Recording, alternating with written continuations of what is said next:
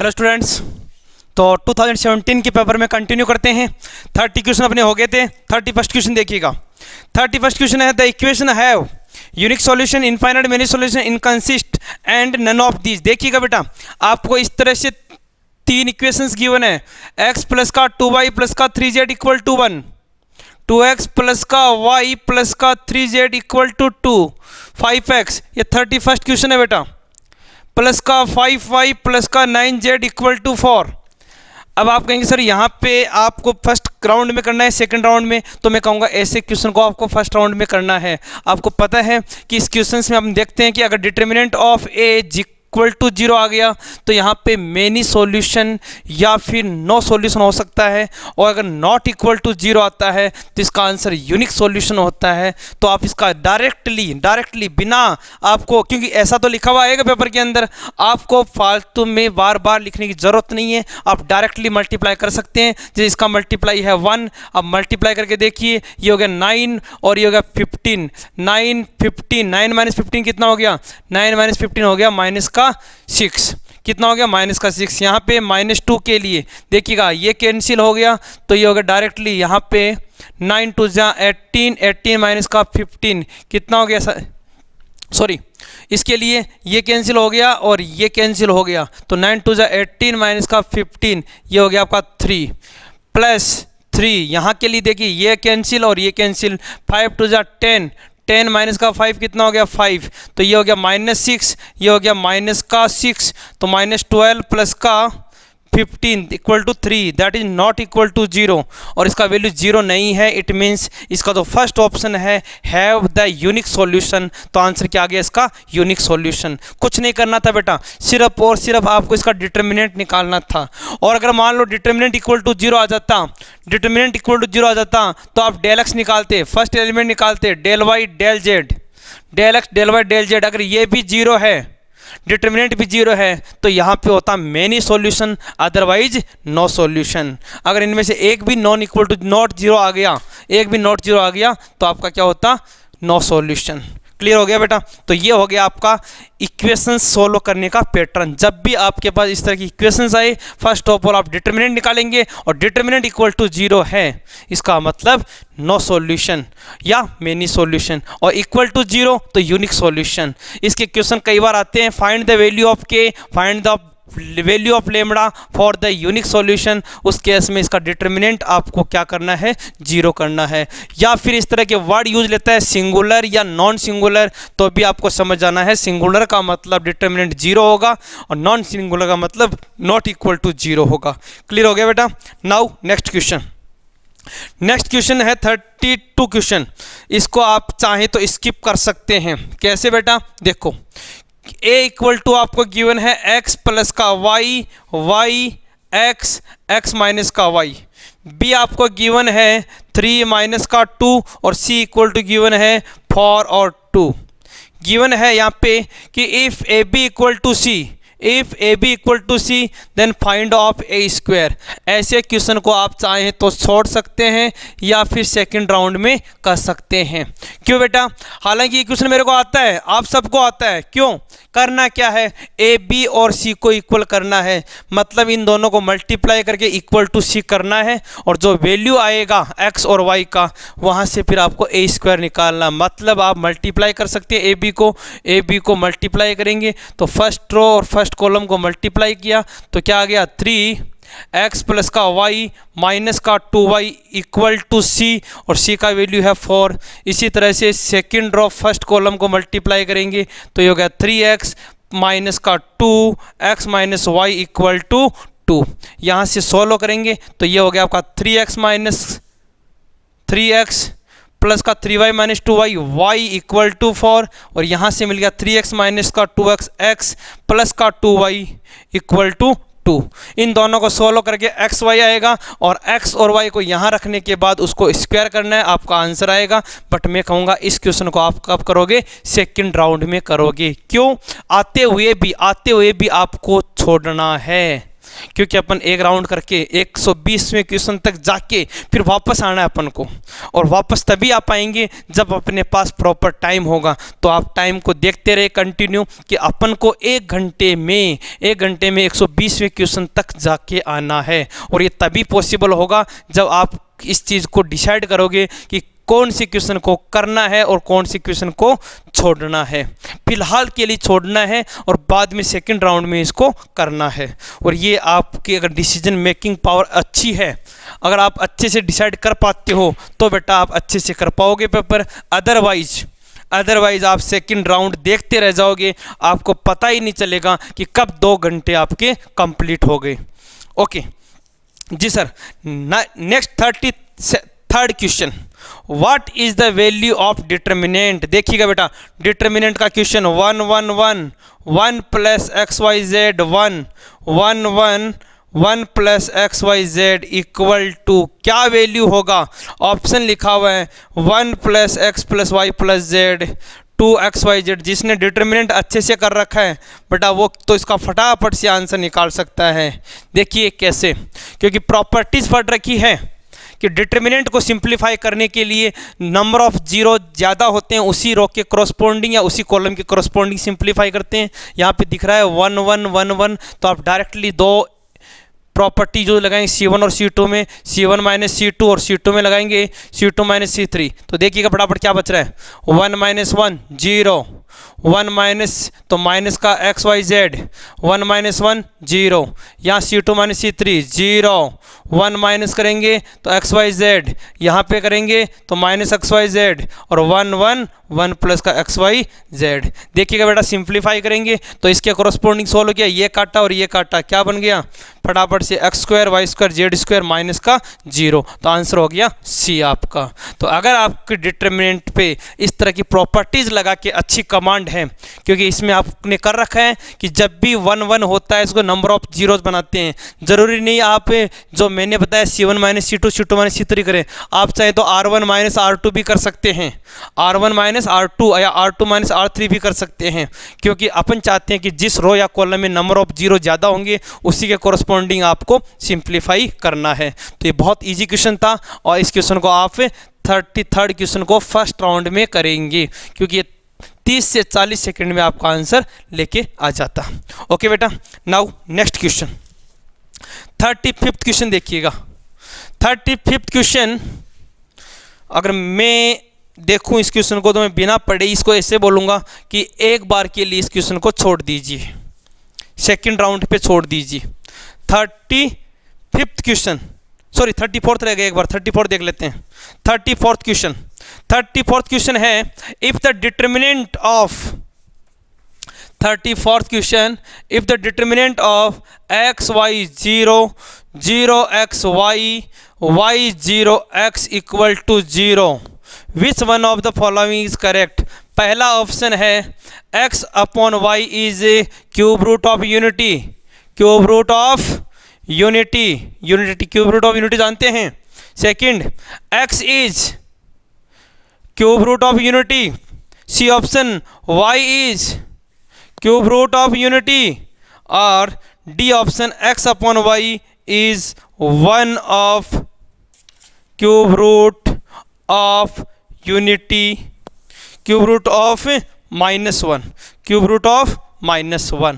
तो देखिएगा बेटा अगर ऐसा क्वेश्चन आता है डिटर्मिनेंट में और आप देखते हैं कि यहाँ तो बहुत सारे जीरोज हैं, यहाँ जीरो हैं, तो आप फटाफट इसको सिंप्लीफाई डायरेक्ट भी कर सकते हैं। कैसे देखो, x के लिए ये कैंसिल और ये कैंसिल, क्या हो गया आपका एक्स स्क्वायर माइनस वाई, ये कैंसिल और ये कैंसिल, ये कैंसिल और ये कैंसिल किया तो क्या आ गया यहाँ से वाई स्क्वायर इक्वल टू 0, मतलब x की power 3 equal to minus Y की पावर 3 और y की पावर 3 से डिवाइड करते हैं तो x अपॉन वाई की पावर 3 इक्वल टू -1, और x अपॉन वाई यहाँ से क्या मिल जाएगा, x अपॉन वाई जो है -1 का रूट क्यूब आ गया, मतलब डी आंसर आपका करेक्ट हो गया। इस क्वेश्चन को भी आप फर्स्ट राउंड में कर सकते हैं। एक्चुअल में इस क्वेश्चन में कुछ नहीं है, एक तरह से इस क्वेश्चन को सिंपलेस्ट फॉर्म करना है, सिंप्लीफाई करना है।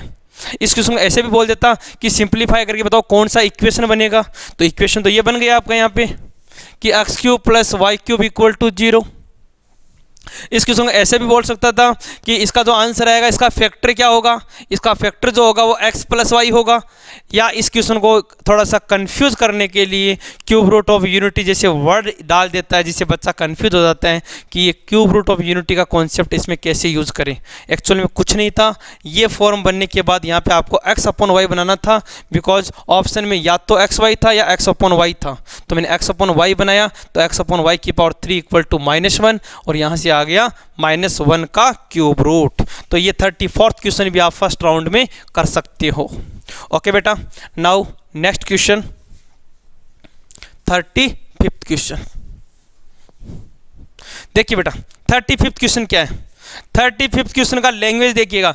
35th क्वेश्चन का लैंग्वेज देख के ही सबसे पहले मैं ये कहूँगा, इतने बड़े क्वेश्चन की साइज में आप टाइम कंज्यूम ना करें, क्योंकि ऐसे क्वेश्चन को समझने के लिए इसको आपको 2 बार रीड करना पड़ेगा, 2 बार पढ़ना पड़ेगा, तो आपका बहुत सारा टाइम कंज्यूम हो जाएगा। तो थोड़ी देर के लिए 35th को मैं सेकंड राउंड पे डाल देता हूं कि इस क्वेश्चन को अपन 35th को अपन कब करेंगे, सेकंड राउंड में करेंगे। लेकिन मैं आपको समझा भी देता हूं एक्चुअल में है क्या ये क्वेश्चन।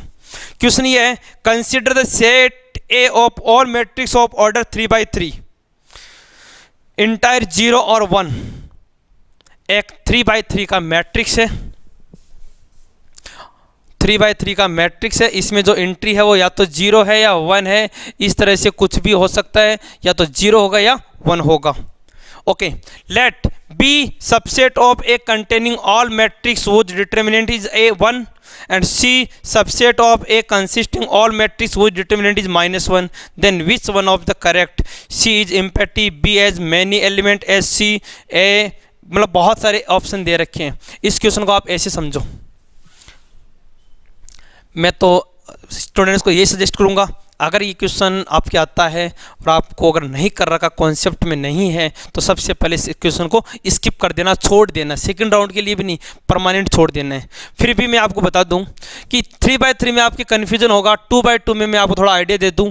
2×2 में ऐसी मैट्रिक्स बनती है 0 या 1 से, या तो ये बन सकता है, या ऐसा बन सकता है, या ऐसा बन सकता है, या फिर ऐसा बन सकता है। इस तरह की मैट्रिक्सेस बनती है। आप देखेंगे जब इनका डिटर्मिनेंट निकालेंगे, जैसे इसका डिटर्मिनेंट 1 आ रहा है, इसका कितना आ रहा है, 0 आ रहा है, इसका कितना आ रहा है, 1 आ रहा है, इसका कितना आ रहा है, -1 आ रहा है। एक बात मैं आपको बता दूं कि अगर यहाँ पे 2×2 का है, अगर ये 2×2 का मैट्रिक्स है, तो यहाँ से टोटल जो मैट्रिक्स बनेगी वो कितनी बनेगी, 2 की पावर 4 16 मैट्रिक्स बनेगी। कितनी मैट्रिक्स बनेगी, 16 मैट्रिक्स बनेगी। उनमें से कुछ का आंसर 1 होगा, कुछ का -1 होगा, कुछ का 0 होगा। और जब 3×3 की बात करें तो 2 की पावर 9 मतलब 512 मैट्रिक्स बनेगी। उन 512 मैट्रिक्स में कुछ का आंसर 1 होगा, कुछ का आंसर 0 होगा, कुछ का आंसर -1 होगा। लेकिन एक बात ध्यान से सुन लीजिए, जितनी मैट्रिक्स का आंसर +1 होगा, उतनी ही मैट्रिक्स का आंसर -1 होगा। क्यों? क्योंकि अगर आप देख रहे हैं यहाँ पे कि 1 1 यहाँ पे 1 आ रहा है और इनको हमने इंटरचेंज कर दिया, तो इसका आंसर क्या आ रहा है, -1 आ रहा है। तो अगर मैं सारी मैट्रिक्सेस बनाऊंगा, टोटल 512 मैट्रिक्स बनाऊंगा, उन 512 में जितनी मैट्रिक्स का आंसर +1 आ रहा है, उतनी ही मैट्रिक्स का आंसर -1 आएगा। तो क्वेश्चन ने क्या बोला है, क्वेश्चन ने यही तो बोला है कि बी एक ऐसे एलिमेंट का ऐसी मैट्रिक्सेज का सेट है जिसका आंसर -1 आ रहा है, और सी जो है वो उसका +1 आ रहा है। इसका मतलब इसका करेक्ट आंसर होगा बी। क्या आंसर होगा, बी। क्या आंसर है, बी। बी है, B has as many element as C. जितने एलिमेंट बी में होंगे उतने ही सी में होंगे। जितनी मैट्रिक्सेज बी वाले सेट में होगी उतनी ही मैट्रिक्सेज सी वाले सेट में होगी, क्योंकि जितने आंसर 1 आएंगे उतने ही आंसर -1 आएंगे। चाहे आप 2×2 की बात कर लो, चाहे 3×3 की बात कर लो। ओके बेटा, तो ये था 35th क्वेश्चन। अगर नहीं आता तो छोड़ दो इसे क्वेश्चन को, क्योंकि बहुत से ऑप्शन है, अपने पास 120 क्वेश्चन है। तो अपन अपन अगर 40 क्वेश्चन भी छोड़ देते हैं तो भी अपन को कोई टेंशन नहीं है, 50 भी छोड़ देते हैं तो भी कोई टेंशन नहीं है, 60 भी छोड़ देते हैं तो भी कोई टेंशन नहीं है। लेकिन जो 60 कर रहे हैं, जो 60 क्वेश्चन कर रहे हैं, वो एकदम सही होने चाहिए।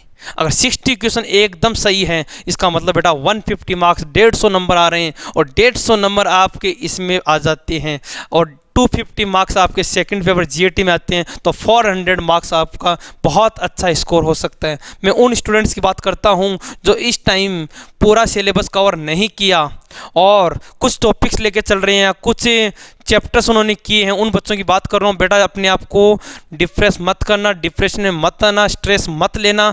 अगर आप 150 स्कोर भी करते हैं, मैं यहाँ तक ये भी कहूँगा अगर आप ओनली 50 क्वेश्चन भी करते हैं, काट पीट के 50 क्वेश्चन भी आपके बचते हैं जो एकदम करेक्ट हैं, तो भी आप सेलेक्ट हो सकते हैं।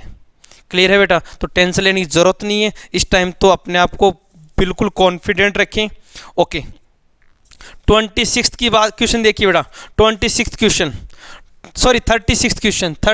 क्वेश्चन बहुत इजी क्वेश्चन है।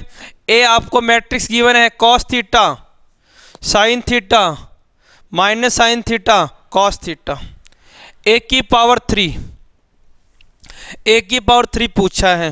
अब देखिएगा इसका जो आंसर है वो आपको ऑप्शन में मिलेगा, cos 3 theta sine 3 theta minus sine 3 theta cos 3 theta.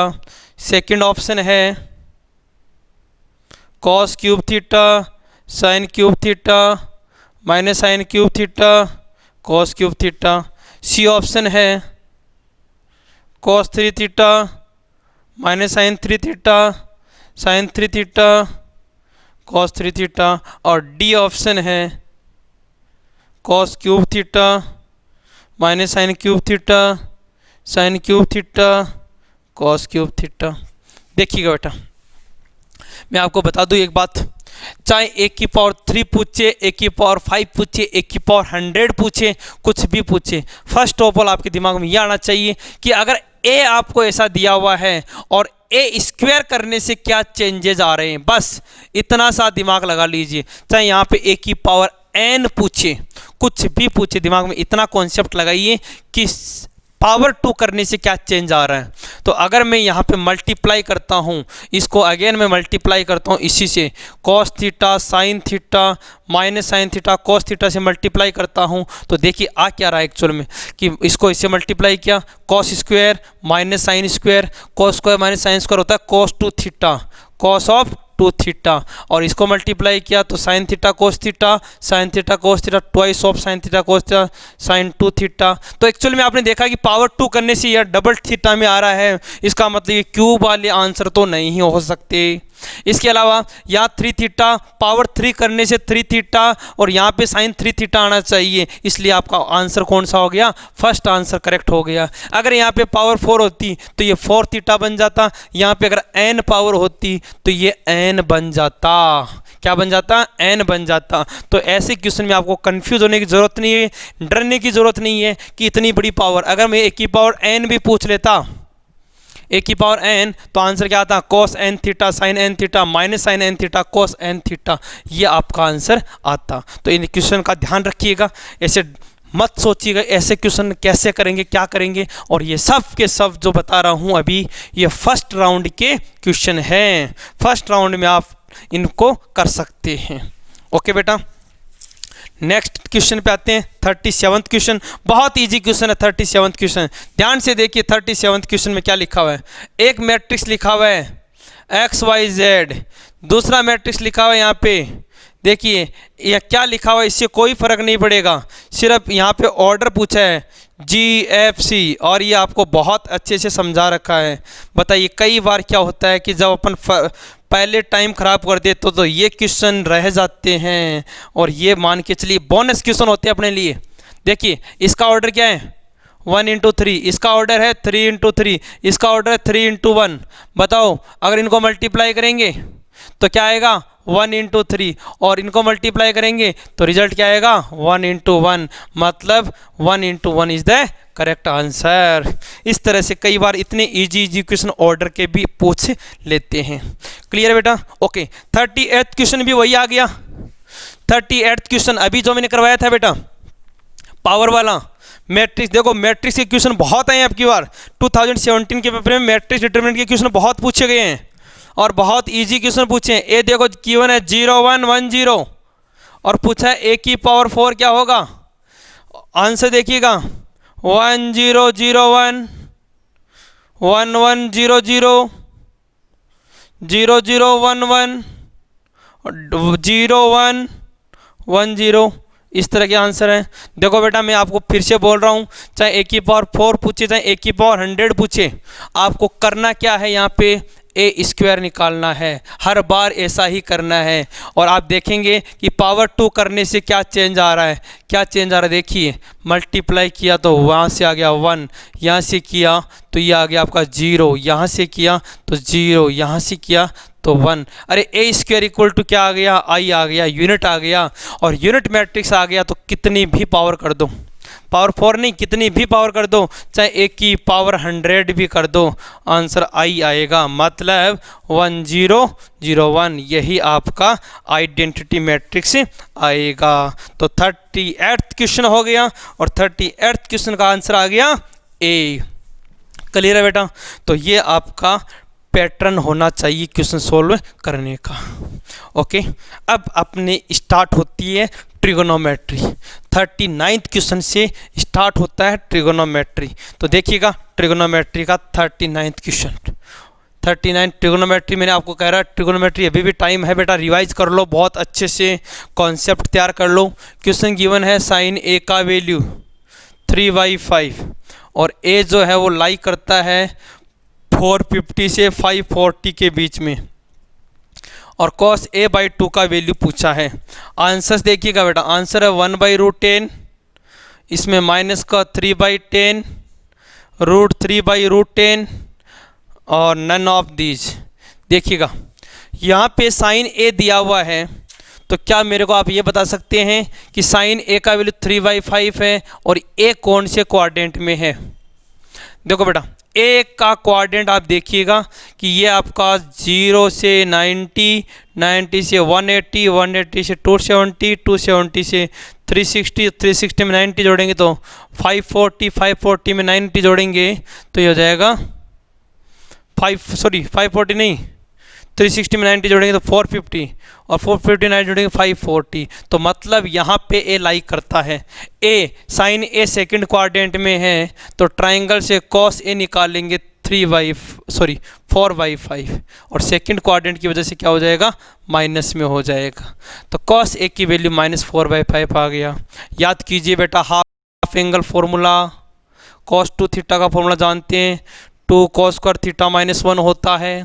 तो बताइए फिर cos a का फॉर्मूला क्या होगा, cos a का फॉर्मूला हो जाएगा 2 cos स्क्वायर a/2 माइनस का 1। तो यहाँ से वैल्यू रख देंगे तो ये आ जाएगा 1 प्लस, तो 1 प्लस का a/2, ये ट्वाइस रूट में आ गया और ये cos a/2 का वैल्यू आ गया। तो 5 - 1 4, 4 का 5 - 1 4, 1 हो गया तो ये होगा 1/√10 इक्वल टू cos a/2। अब यहाँ से जो आंसर है वो प्लस भी हो सकता है माइनस भी हो सकता है, मतलब ये दो आंसर तो वैसे भी कैंसिल हो गए।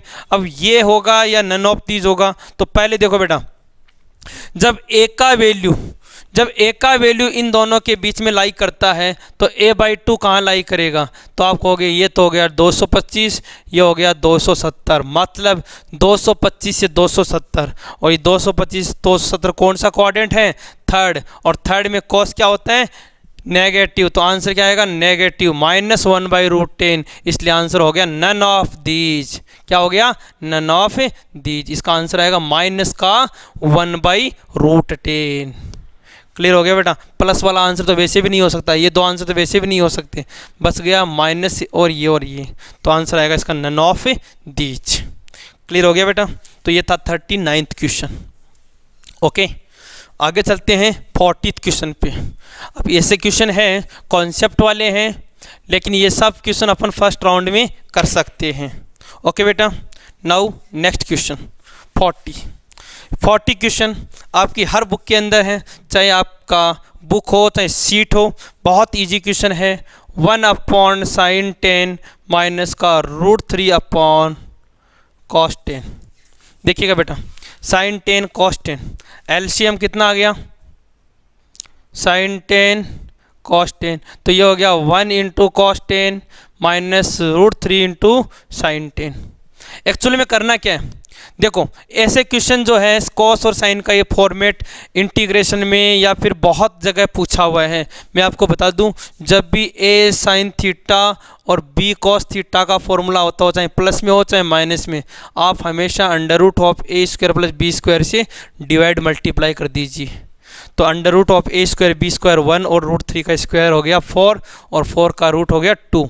तो आप इसको 2 से डिवाइड कर दीजिए और 2 से मल्टीप्लाई कर दीजिए, तो ये क्या बन जाएगा, देखिएगा ध्यान से, ट्वाइस ऑफ।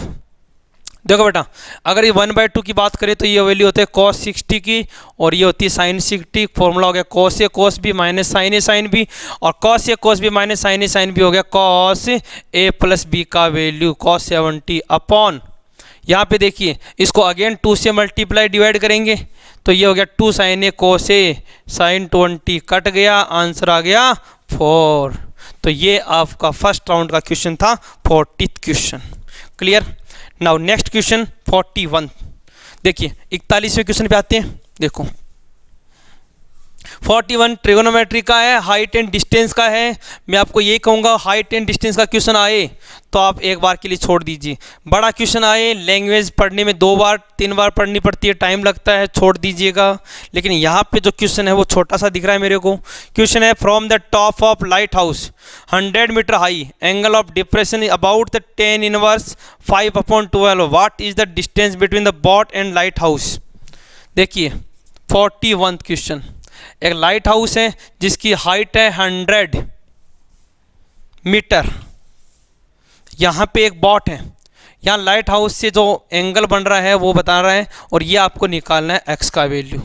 और कितना एंगल बन रहा है, जो लाइट हाउस से यहाँ पे जो एंगल बन रहा है वो बन रहा है 10 इनवर्स 5/12, मतलब tan थीटा इक्वल टू 5/12 बना रहा है। और tan थीटा क्या होता है, परपेंडिकुलर अपॉन बेस। अब परपेंडिकुलर ये बोल रहा है 5/12 बना रहा है, मेरा यहाँ पे 100 है। अगर यही रेशियो में ऐसे कर लूँ, इसको 20 से मल्टीप्लाई कर दूँ ऊपर नीचे, तो यहाँ पे 100 बना कि नहीं बना, तो नीचे कितना हो गया 240। कहने का मतलब जब ये 100 है तो ये कितना होगा 240, आंसर कितना हो गया 240। बताओ, ऐसे क्वेश्चन भी आते हैं कई बार जो डायरेक्टली कॉन्सेप्ट पे हैं, क्योंकि यहाँ पे tan थीटा गिवन था, क्योंकि ये एंगल और ये एंगल सेम होंगे। अब ये एंगल आपको 100 गिवन है, यहाँ पे अपना 5 आया, इसका मतलब अगर मैं इसको 20 से ऊपर नीचे मल्टीप्लाई कराता हूँ तो आपका बेस आ जाएगा। क्लियर है बेटा, तो ये क्वेश्चन हो गया। इसी तरह एक और क्वेश्चन ले लेते हैं, 42nd क्वेश्चन, 42वां क्वेश्चन, ट्रिगोनोमेट्री। बेटा बहुत कॉन्सेप्चुअल है, अच्छे से तैयार करोगे तो बहुत ही बढ़िया हो जाएगा आपका। देखिएगा 42nd क्वेश्चन ये बोल रहा है, what is the maximum value of sine x plus π/6 plus cos x plus π/6। Interval दिया हुआ है 0 से π/2। 0 से π/2 में इसका मैक्सिमम वैल्यू कितना होगा। अब आंसर है π/12, π/6, π/3 और π/2। देखो बेटा, देखो एक तरीका तो हो गया इसको पूरा सिंप्लीफाई कर लो, एक हो गया ऑप्शन से चेक करना है। भाई इसका जो मैक्सिमम वैल्यू है अपन को पता है कि अगर कोई भी क्वेश्चन इस फॉर्म में है, a sin x b cos x है, इसका जो मैक्सिमम वैल्यू है वो होता है a² प्लस b², ये आपको बता रखा है। तो कहने का मतलब यहाँ भी 1 है, यहाँ भी 1 है, तो इसका जो मैक्सिमम वैल्यू है वो डेफिनेटली √2 आएगा। कितना आएगा, √2। और √2 बेटा ये तो बहुत इजी हो गया। आप √2 आंसर कैसे आ सकता है, √2 आंसर आ सकता है अगर इसका आंसर 1/√2 आए और इसका आंसर भी 1/√2 आए, तो दोनों को ऐड करें तो √2 आ जाए।